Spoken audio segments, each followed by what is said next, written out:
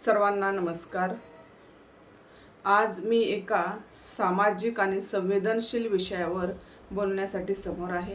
विषय आहे मासिक पाळी। आजच्या युगामध्ये सगळे दिन या ठिकाणी साजरे केले जातात। अगदी तसंच आज मासिक पाळी हा दिन आहे आणि या मासिक पाळी दिनानिमित्त सर्व महिला भगिनींना आणि मुलींना शुभेच्छा देते। मासिक पाळी ही अशुद्ध किंवा घाण नाही हे सांगण्यासाठी मी समोर आले आहे। आपल्या महाराष्ट्रात कितीतरी वर्षापूर्वी चक्रधर स्वामी हे संत होऊन गेले आहेत। त्यांनी सुद्धा आपल्याला सोप्या भाषेत असं सांगितलं आहे की नाकातला शेंबूड जसा नैसर्गिक आहे आणि अशुद्ध नाही, अगदी तसंच महिलांना मुलींना येणारी मासिक पाळी ही नैसर्गिक आहे, अशुद्ध नाही।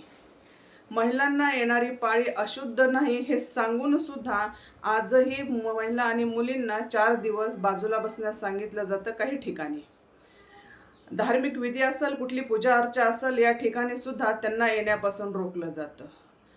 आज जरी कोर्ट म्हणत असेल किंवा संविधान सांगत असेल की पुरुष आणि स्त्री समान आहे, मात्र काही मंदिरात आम्हा महिलांना प्रवेश नाकारला जातो। मात्र मला असं वाटतं की ज्या देवाला आम्ही जमत नाहीत तो देव आम्हाला नकोच आहे।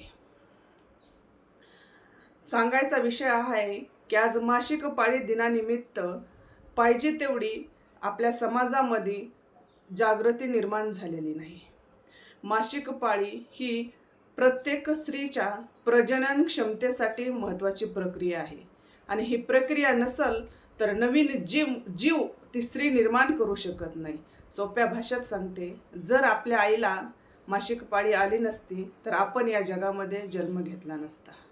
म्हणून मासिक पाळीच्या संदर्भात समजून घेऊन मासिक पाळीच्या संदर्भात सन्मानाची वागणूक देण्याची आज गरज आहे। ती द्याल अशी अपेक्षा व्यक्त करते। थांबते। धन्यवाद। जय जिजाऊ, जय भीम।